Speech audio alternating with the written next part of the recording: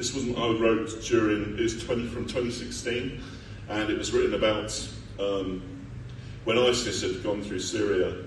They'd basically taken over some towns and they'd all been abandoned, and then the people started to slowly come back.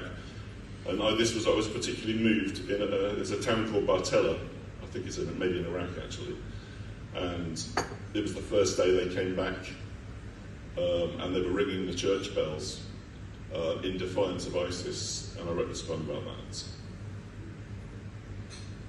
It's called The Bells of Bartella.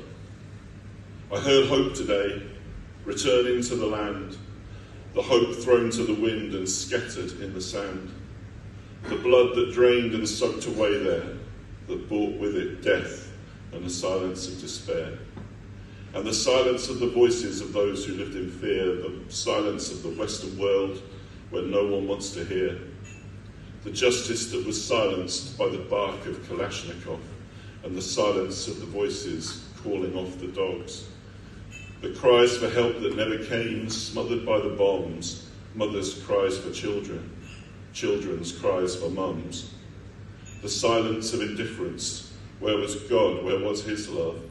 And where was the sound of hope calling from above?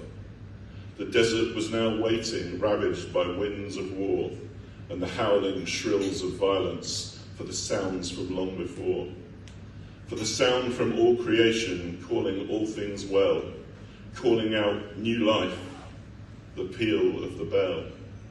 Clear and strong and defiant, the bells call into the wind, and the wilderness is surrendering its children up again. I heard the sound of hope today ringing as a bell, summoning hope from death and calling us back from hell.